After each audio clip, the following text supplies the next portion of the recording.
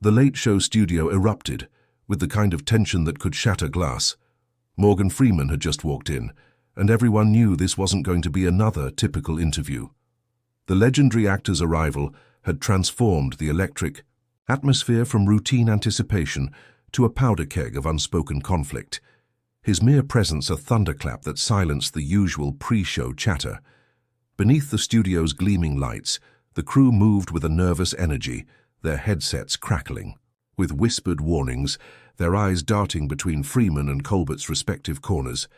Something was brewing, something that had been building for weeks, ever since Freeman's controversial comments about Hollywood's power dynamics had sent shockwaves through the entertainment industry. Stephen Colbert stood at the edge of the stage, his posture deceptively relaxed, hands clasped behind his back, but those who knew him could see the tension in his jaw, the calculated precision in his movements. His eyes, sharp and intelligent, tracked Morgan Freeman's every step, a predator sensing something fundamental was about to shift. Freeman moved, with the measured grace of a man who had seen decades of Hollywood's most profound transformations. His tailored charcoal suit hung perfectly, an armor of sophistication that couldn't quite mask the fire burning just beneath the surface. Each step was deliberate, each gesture loaded with an unspoken challenge. The studio audience, already seated, carried a strange electricity. Some whispered, others sat in expectant silence, sensing they were about to witness something more than just another late-night interview. The microphones seemed to lean forward, hungry for the words that would soon be spoken. "Mic check," a technician mumbled, his voice barely audible over the low hum of anticipation. Freeman's gaze swept the room, landing momentarily on Colbert. No words were exchanged, but the look was a declaration, a silent promise that this evening would not follow any script anyone had prepared. His legendary voice, usually an instrument of warmth and wisdom, now carried an edge that suggested something raw was about to be unleashed. Colbert met that gaze, a slight smile playing at the corner of his mouth. Not a smile of humor, but of recognition, of a battle about to be joined. The studio lights seemed to concentrate, creating a stage where two titans would soon clash, not just as entertainer and interviewer, but as voices representing something far larger than themselves. The first notes of the show's intro music began to pulse, a heartbeat of anticipation that promised revelation, conflict, and transformation. Something was about to break, and everyone in the room could feel it. The studio lights snapped on with surgical precision, casting Stephen Colbert and Morgan Freeman in a tableau of controlled tension. Colbert's opening monologue hung in the air like a carefully crafted weapon, each joke a calculated probe, designed to test the boundaries of their fragile professional relationship. "Ladies and gentlemen," Colbert's voice rang out, that trademark, sardonic smile playing across his lips, "we have a very special guest tonight, a man who's not just an actor but a voice that shaped generations, and recently stirred up quite the conversation in Hollywood." The audience clapped, their enthusiasm a mixed current of anticipation and uncertainty. Freeman sat, his posture impeccable, a slight curve of amusement, or was it derision, barely visible at the corner of his mouth. "Morgan," Colbert continued, leaning forward with that characteristic blend of humor and piercing insight, "your recent comments about diversity in the film industry have been, let's say, generating some heat." Freeman's response was a masterclass in measured restraint. "Heat, Stephen. I prefer to call it truth-telling." His legendary voice carried a timbre that could slice through pretense, each word carefully chosen. Weighted with decades of experience, the audience shifted. Something was brewing beneath the surface of this interview, a current far deeper than typical late-night banter. Colbert's smile never wavered, but his eyes had sharpened. Truth-telling. Interesting choice of words from someone who's been part of an industry's power structure for decades, a subtle provocation. The studio's atmosphere grew thick, electric with unspoken challenges. Freeman leaned back, his hands clasped together, not in relaxation, but in a gesture of controlled potential energy. "You think it's easy to speak truth in a system designed to silence certain voices?" The audience held its collective breath. This was no longer just an interview. It was a battlefield of ideologies, of generations, of perspectives that had been simmering just beneath Hollywood's glossy surface. Colbert's response came swift and measured. "I'm not questioning the difficulty, Morgan. I'm questioning the method." His tone suggested something deeper, a challenge not just to Freeman's recent statements, but to the very narrative he represented. Freeman's eyes locked with Colbert's. No words were spoken in that moment, but volumes were communicated. The studio seemed to contract, all peripheral noise fading until only their unspoken conflict remained. The first exchange had been made, and everyone, from the studio crew to the live audience, knew this was just the beginning of something much larger. The interview had long since abandoned its scripted trajectory. What began as a calculated exchange now burned with the intensity of an uncontrolled wildfire, consuming the carefully constructed barriers between professional courtesy and raw, unfiltered truth.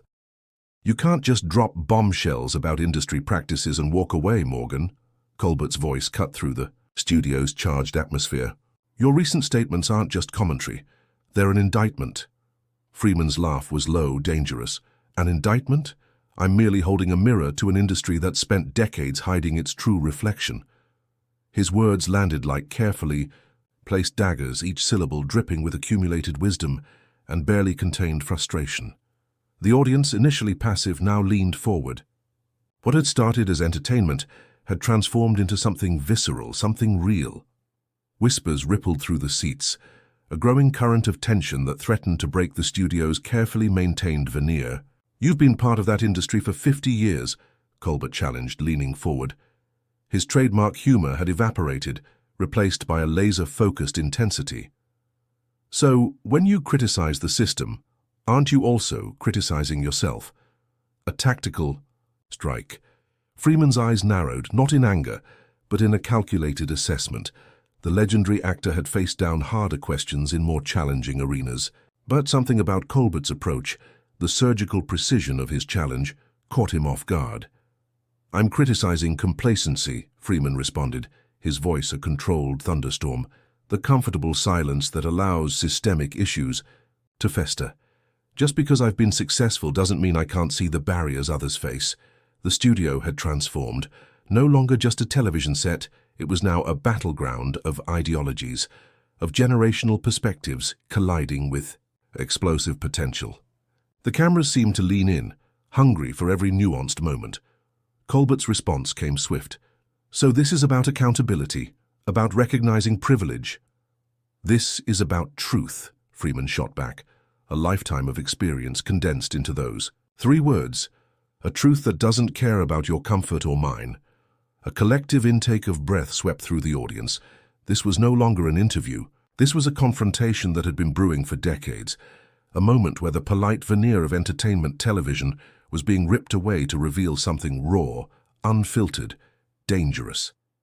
The studio lights seemed to intensify, casting sharp shadows that emphasized every micro-expression, every subtle shift in their postures. 2 titans, one representing the old guard, one the new critical perspective, locked in a battle that would reshape more than just this evening's entertainment. Something was about to break, and everyone knew it. The moment fractured, a glass about to shatter, tension coiling like a serpent ready to strike. Morgan Freeman's legendary composure cracked, revealing something primal, something unfiltered that had been brewing beneath. Decades of calculated public persona. "You want to talk about accountability?"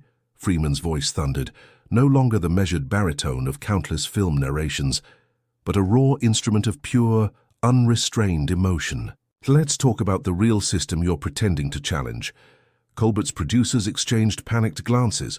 The live audience stopped breathing, sensing they were witnessing something far beyond a typical interview. This was a public reckoning. "I've watched this industry cannibalize talents, silence voices, create narratives that serve its own mythology," Freeman continued, rising slowly, each movement deliberate. "And you sit there, Stephen, with your comedy, your supposed progressive stance, thinking you're somehow different." The studio lights seemed to contract, focusing entirely on this moment of explosive revelation. Colbert, for the first time, looked genuinely stunned. His trademark wit, His carefully constructed comedic armor began to crumble. "You want to know why I'm speaking out now?" Freeman's words were a verbal sledgehammer. "Because I'm tired of being the safe Negro, the comforting voice of reason that makes white America feel good about itself." A collective gasp rippled through the audience. This was no longer an interview. This was an execution. Colbert's response came quietly, dangerously. "And you think attacking me changes anything?" "I think confronting comfortable illusions changes everything," Freeman shot back. The producers were already signaling. Cut to commercial, emergency protocols. But no one could move. The cameras continued rolling, capturing a moment that would redefine both of their careers. "You're risking everything," Colbert said, a mix of admiration and genuine concern threading through his words. Freeman's laugh was sharp, bitter. "I risked everything the moment I decided to tell the truth." The studio hung suspended, a moment captured between breaths, between professional destruction and absolute revelation. Morgan Freeman stood, no longer just an actor, but a conduit for something larger than himself. Stephen Colbert sat, stripped of his comedic defenses, facing a truth he could neither joke away nor ignore. Something fundamental was breaking, and there was no turning back. The backstage erupted like a digital wildfire. Phones buzzed with notifications, screens flickered with breaking news alerts, and the network's crisis management team descended with the precision of a military operation. 15 million views already," a young producer muttered, her fingers flying across a tablet. "Twitter's melting down. Freeman vs. Colbert is trending globally." Network executives huddled in a tight, urgent circle. Joan Harrison, the senior vice president with steel in her veins, cut through the chaos. "We need a statement now." Her voice was a razor, calm, but capable of slicing through any resistance. Stephen Colbert stood apart, still processing the magnitude of what had just transpired. His team moved around him like a protective swarm, whispers of damage control and legal implications, creating a low, anxious hum. Morgan Freeman's agent, Marcus Reeves, was already on multiple phone lines. "No," he said firmly into one device, "we are not apologizing. This was deliberate." His tone suggested this was more than just a typical PR crisis. This was a calculated stand. The digital landscape was transforming by the second. Clips of the confrontation were being dissected, analyzed, shared across every conceivable platform. Media outlets were already preparing breaking news segments, experts lining up to offer commentary. "This isn't just an interview anymore," one network executive murmured. "This is a cultural moment," Colbert finally spoke, his voice low and controlled. "I knew it would be explosive, but not like this." Freeman's team exchanged knowing glances. This was no accident. This was a deliberate, orchestrated reveal of truths long kept beneath polite television veneer. "Sponsors are calling," another producer announced, her voice tight. "Some are threatening to pull funding." The backstage space, usually a realm of controlled preparation, now felt like ground zero of a media earthquake. Phones continued their relentless buzzing, screens continued their frantic updates, and the air itself seemed charged with the electricity of an unfolding revolution. Something had fundamentally shifted, and everyone in that backstage knew this was just the beginning. The first wave of consequences was about to crash, and no one was prepared for its full impact. The digital universe exploded, a constellation of opinions fragmenting and reforming with each passing moment. Viral clips of Morgan Freeman's confrontation with Stephen Colbert raced across platforms like wildfire, each share, each view a testament to a moment that had transcended mere entertainment. On Twitter, hashtags became battlegrounds. Freeman Truth trended alongside Sacha Colbert cancelled, each representing a different fracture in the cultural landscape. Podcasters, YouTubers, industry commentators, everyone had an angle, a perspective, a stake in this unfolding drama. "This isn't just about two celebrities," proclaimed Dr. Alicia Rodriguez on a popular morning show. "This is a generational confrontation about power, representation, and who gets to tell Hollywood's story. Black Twitter erupted with a particular intensity. Clips of Freeman's raw, unfiltered criticism were shared, dissected, celebrated. Memes became weapons of cultural commentary, each image and caption a complex dialogue about systemic inequality. Industry. Insiders watched with a mixture of horror and fascination. Some defended Colbert, arguing that he was trying to create a platform for difficult conversations. Others rallied behind Freeman, seeing his outburst as a long-overdue moment of reckoning. He said, "What we've all been thinking," one veteran film producer told The Hollywood Reporter, speaking anonymously. "Morgan Freeman just pulled back the curtain on 50 years of industry bullshit." YouTube reaction videos proliferated, talking heads, cultural critics, fans breaking down every nuanced moment of the confrontation. Each frame was analyzed, each word scrutinized for deeper meaning. Social media algorithms fed the frenzy, creating echo chambers that amplified the most provocative narratives. Clips were cut, remixed, shared across global platforms. What had begun as a late-night interview had become a global conversation about power, privilege, and the right to speak truth. "This isn't cancellation," one viral tweet read. "This is accountability." The public wasn't just watching. They were participating, transforming a television moment into a movement. Freeman and Colbert had become more than themselves. They were now symbols, representatives of larger cultural tensions. Something had been unleashed, and no one, not the network, not the entertainment industry, not society itself, could predict where this would ultimately lead. The conversation was just beginning, and it would not be silenced. The night pressed against Morgan Freeman's study like a heavy curtain, shadows gathering around shelves lined with books and memories. His fingers traced an old photograph, a younger version of himself, full of hope, full of fight. The confrontation with Colbert wasn't just a moment, it was a culmination. He thought about his journey. 50 years in an industry that had celebrated him while simultaneously constraining him. Each award, each acclaimed role, a gilded cage. The conversation with Colbert had been brewing for decades, a pressure valve finally released. "I'm tired of being comfortable," he muttered to the empty room, his legendary voice reduced to a whisper. The cost of speaking out was clear. Potential blacklisting, industry backlash. But the weight of silence had become unbearable. Across town, in a dimly lit home office, Stephen Colbert sat surrounded by the remnants of his carefully constructed public persona. Screens flickered with social media reactions, each comment a needle puncturing his professional armor. He had always positioned himself as a truth-teller, a comedian who used humor to expose systemic issues. But Freeman had called his bluff. Stripped away the protective layer of comedy to reveal the uncomfortable truths beneath. Was I really an ally? Colbert spoke to himself, a habit born from years of performance. The line between his public and private self had always been thin, but now it felt completely dissolved.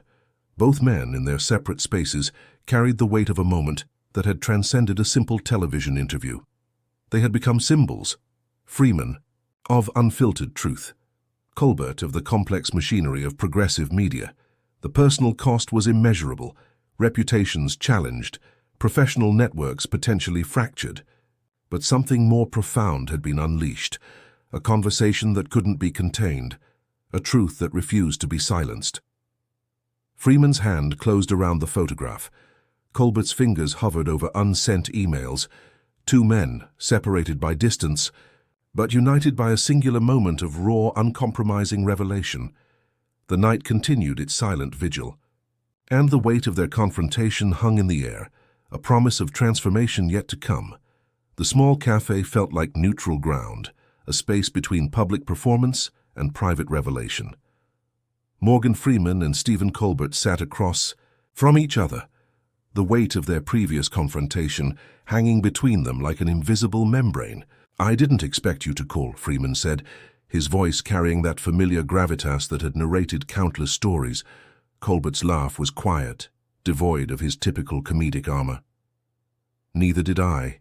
The morning light filtered through the window, casting soft shadows that seemed to soften the edges of their previous conflict. No cameras, no audience. Just two men who had become symbols, now trying to reclaim their humanity. "You called me out," Freeman said, "but you also listened." Colbert leaned forward. Sometimes calling out is the first step to listening. Their conversation wasn't an apology. It was something more complex, a mutual recognition of the system they'd both navigated, challenged, and been shaped by. The entertainment industry was their shared landscape, a terrain of both opportunity and limitation.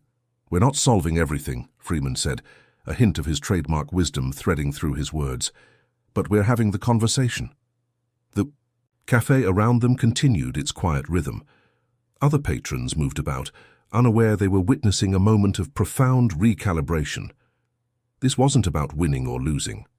This was about understanding. Colbert nodded. "The performance is over. But the real work, that's just beginning." Their hands didn't shake, their agreement wasn't ceremonial. It was a quiet commitment to continue pushing boundaries, to keep challenging the comfortable narratives that had defined their careers. Outside, the world continued its relentless spin. Social media would continue to dissect their confrontation. Industry executives would continue their calculations. But here, in this moment, something fundamental had shifted. Two men, one conversation, a potential bridge across generations, perspectives, and the complex landscape of public discourse. The morning light continued its soft descent, a quiet witness to a reconciliation that promised more than resolution. It promised transformation.